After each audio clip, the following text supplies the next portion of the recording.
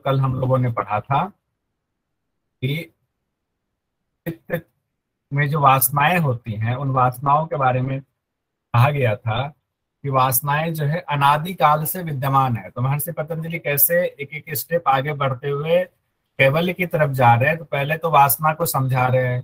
कहते हैं इन वासनाओं में, वासनाओं का जो है आप कर्म करते हो, कर्म की वजह से होता है। अब कहते हैं तो ये कब से है, कैसे इसका अंत होगा, शुरुआत कहाँ से हुई होगी। तो कहते हैं शुरुआत में ये तो अनादिकाल से विद्यमान है, यानी कि इसका कोई अंत है नहीं। अगर अंत नहीं है तो फिर हम कोशिश ही क्यों करें, जब ये अनादिकाल से है और आगे भी रहेंगे। तो महर्षि पतंजलि यहीं पर समझाने की कोशिश करते हैं कि क्यों क्यों इसको खत्म कैसे करना। खत्म ये कभी नहीं होता है। इसमें आगे बढ़ने से पहले थोड़ा सा ये बताओ कि वासनाएं कभी खत्म नहीं होती है। वासनाएं तीन स्टेज में होती है, भूतकाल, एक वर्तमान काल, एक भविष्य काल।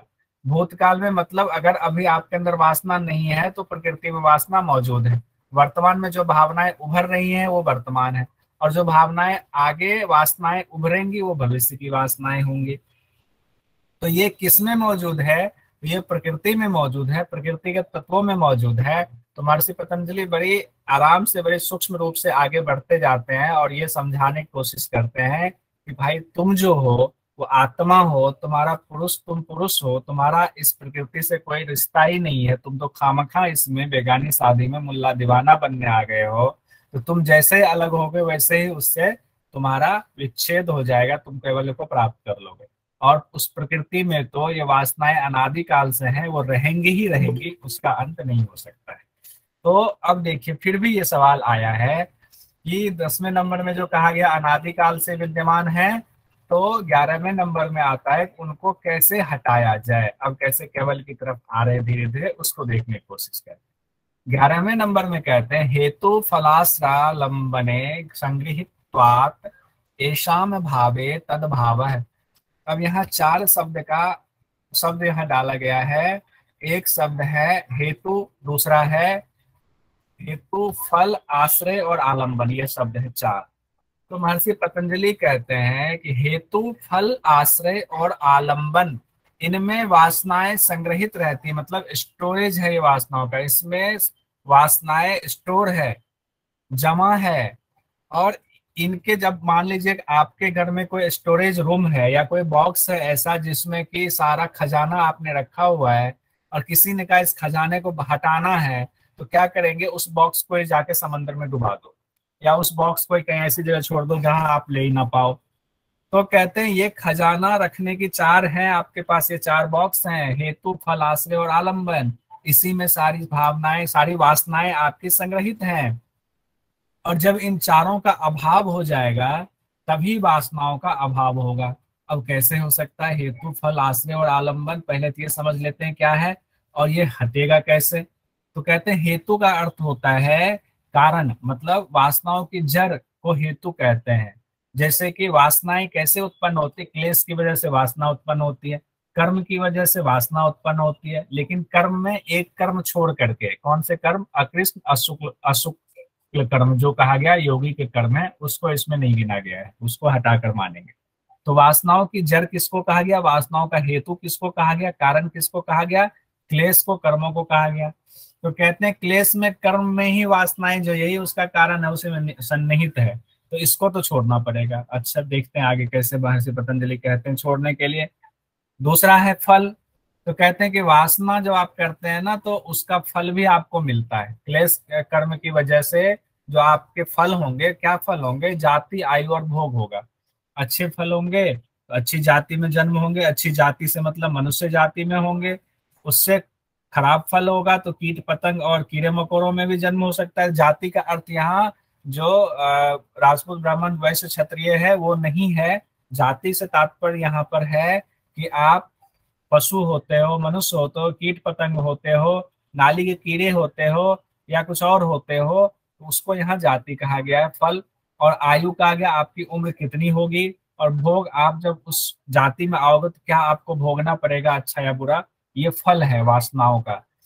तीसरा कहा गया आश्रय, मतलब अधिकार सहित जो चित्त है उसको आश्रय कहा गया है। और चौथा है आलंबन, आलम्बन कौन करता है? आलम्बन इंद्रियों के जो विषय हैं उसी के द्वारा सब कुछ आप लेते हो।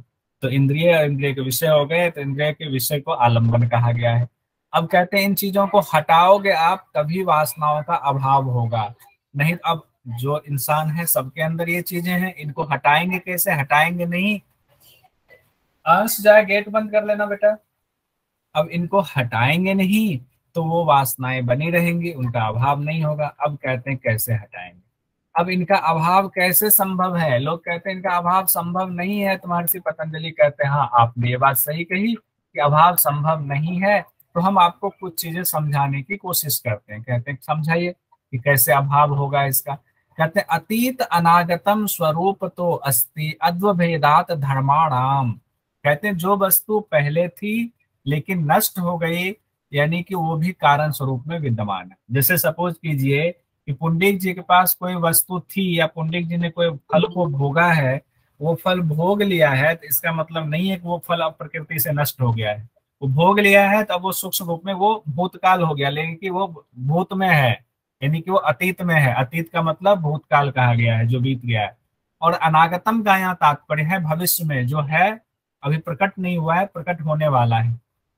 तो कहते हैं और जो अभी नहीं आई है वो भी कारण रूप में विद्यमान है। तो जो फल आपको नहीं मिला इसका मतलब ये नहीं कि वो फल है नहीं, वो है, मौजूद है, सूक्ष्म रूप में है, बस वो प्रकट होना बाकी है।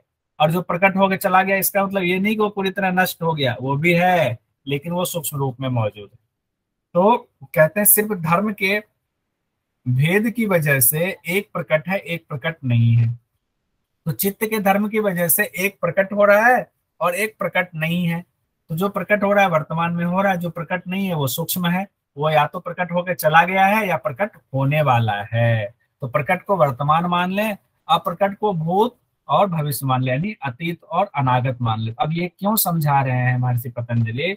वो कहना चाह रहे हैं कि अभाव से तात्पर्य ये है कि आप जो वर्तमान की अवस्था है उसको छोड़कर भूत अवस्था में चले जाएं, तो आपका अभाव तभी होगा। यानी जो आज आपका वर्तमान है अगर आप उसको भूत बना दें तो वो आपका अभाव हो जाएगा। यानी ये कि हेतु फल आश्रय आलंबन को योगी क्या करता है, उसको भूत बना देता है। कैसे भूत बनाता है?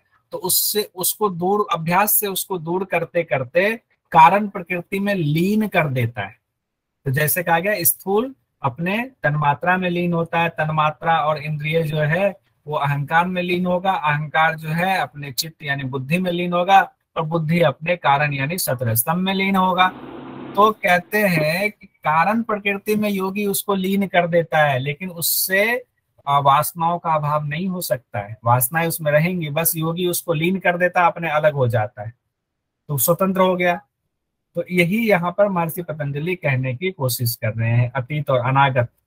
आगे कहते हैं ते व्यक्त सूक्ष्मा गुणात्मान। कहते हैं ते व्यक्त सूक्ष्मा गुणात्मान। व्यक्त मतलब जो अभी मौजूद है, सूक्ष्म मतलब जो मौजूद नहीं है, व्यक्त नहीं है, जिसको हम नहीं देख पा रहे हैं। और गुणात्मान मतलब कि सत रज तम को गुण कहा गया है, यानी कि जो व्यक्ति व्यक्त है और जो अव्यक्त है वे तीनों गुणों के स्वरूप ही हैं। यानी अगर पुंडरीक जी यहाँ हैं, दिख रहे हैं पुंडरीक जी, तो पुंडरीक जी तीनों गुण के स्वरूप हैं, सत रज तम के स्वरूप हैं। अब पुंडरीक जी में सत रज तम हो सकता है कोई कम ज्यादा हो, उसका सीक्वेंस, उसकी मिलावट कितनी है ये नहीं पता है। संजय जी हैं, संजय जी में सत रज तम की वजह से ही है, सत रज तम की मिलावट कितनी है ये नहीं पता है। कौशल जी हैं, कौशल जी सतरज स्तंभ की वजह से ही हैं, उनकी मिलावट का भी पता नहीं है। यानी कि व्यक्त अव्यक्त के मूल जो है वो गुण है, यानी कि सतरज स्तंभ है। यानी इस प्रकृति में जितनी चीजें, असंख्य चीजें हैं, करोड़ों अरबों चीजें हैं, उसको असंख्य कह ले तो अच्छा है, वो सब तीन ही चीजों से बना हुआ है, सत से, रज से, तम से। उसके अलावे किसी चीज से नहीं बना हुआ है।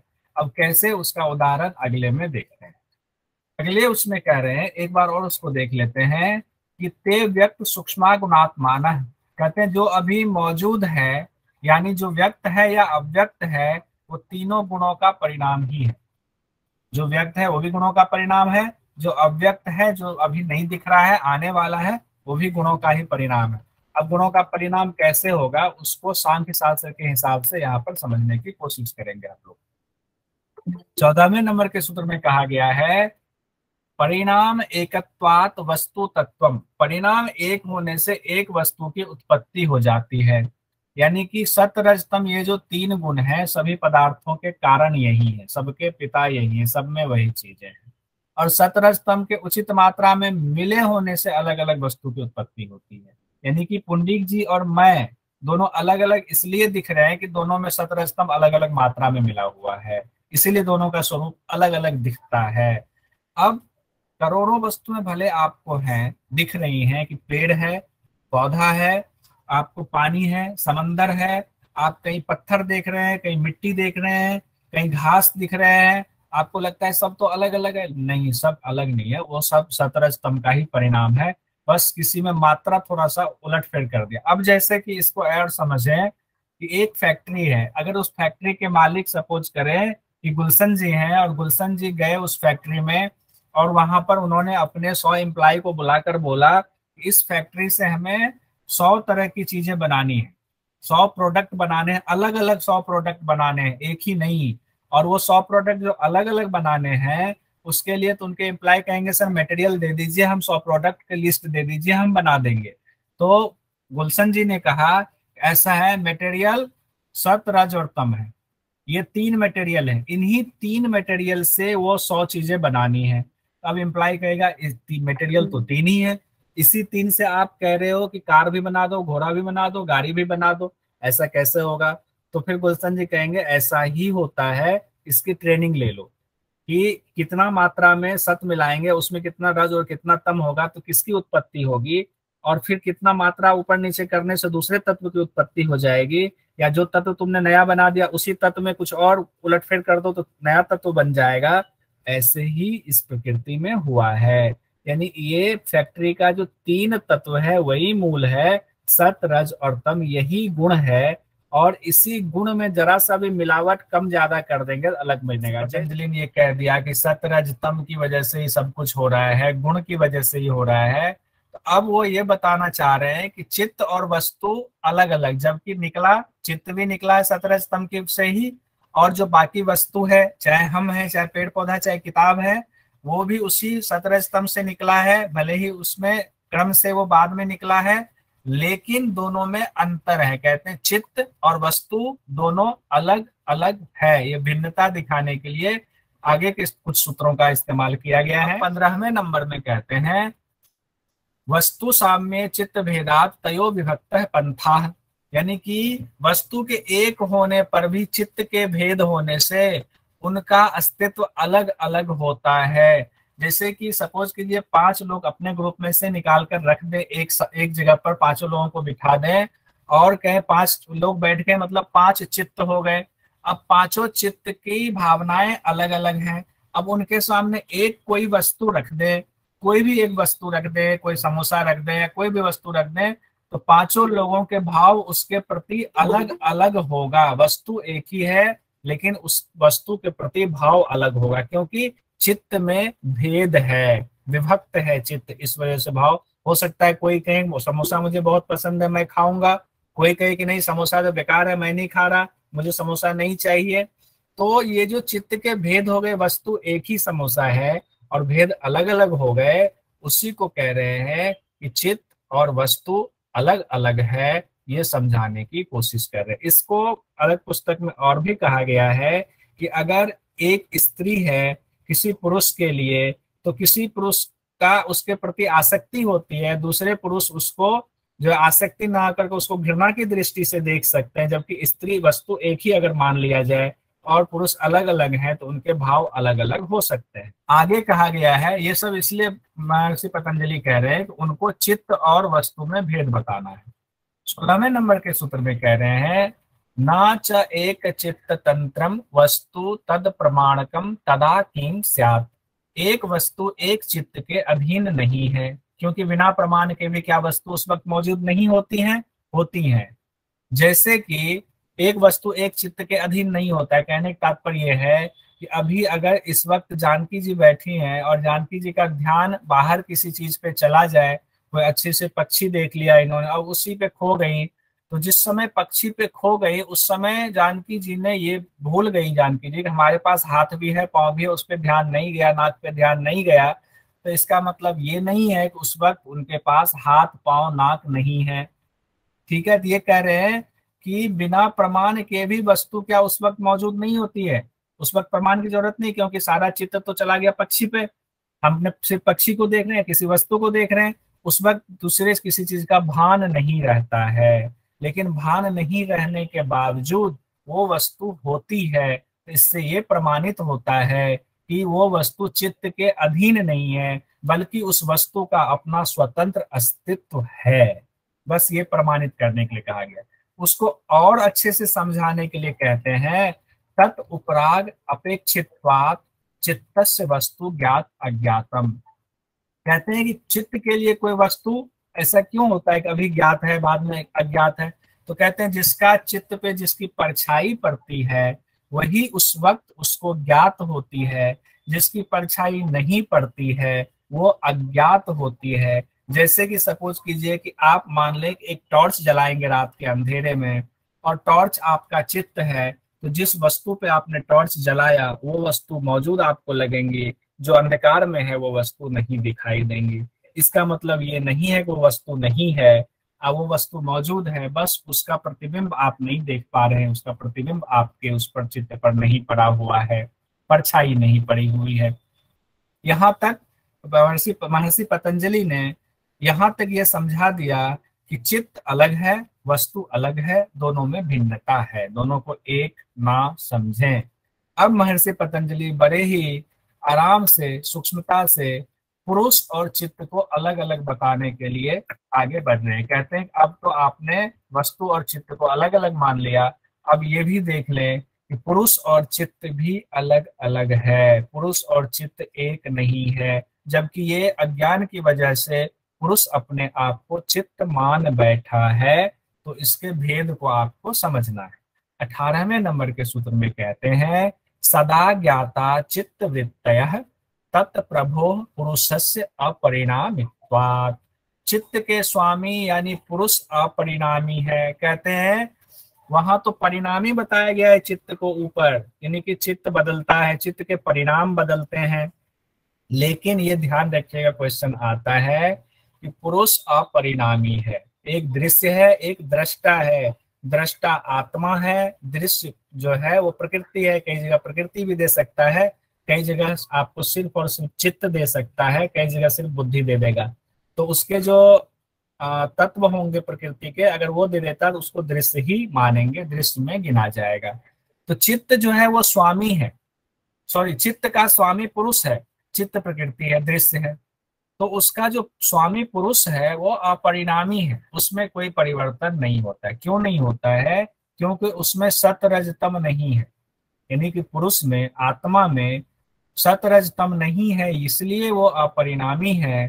प्रकृति में सत रज तम है, तीनों गुण मौजूद है, इसीलिए गुण बदलने से वो परिणामी हो जाता है। इसीलिए कहा जाता है कि पुरुष जो है वो तीनों गुणों से अतीत है, तीनों गुणों से रहित है, इसीलिए। और प्रकृति को तीनों गुणों से युक्त कहा जाता है, त्रिगुणात्मक कहा जाता है। अब कहा जाता है, सवाल आपको आ जाए कि इनमें से कौन परिणामी है, तो दृष्टा, दृश्य, अविद्या और क्लेश। तो क्या कहेंगे हम? दृश्य जो है वो परिणामी है, क्योंकि दृष्टा अपरिणामी। समय कम है, 2 सूत्र है, इसको जल्दी से कर लेते हैं।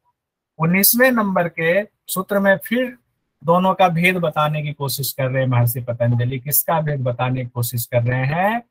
एक है आपका चित्त, दूसरा है पुरुष, चित्त का स्वामी पुरुष। कहते हैं 19वें नंबर में ना तत् स्वाभासम दृश्यत्वात्, वह चित्त स्वप्रकाशक नहीं है क्योंकि वह दृश्य यानी जड़ है। तो यानी जो आपकी बुद्धि है, यानी जो आपका चित्त है वो जड़ है। जो जड़ है वो स्वप्रकाशक नहीं होता है, भले ही उसमें सत्य का भी अंश हो, रज का भी हो और तम का भी हो।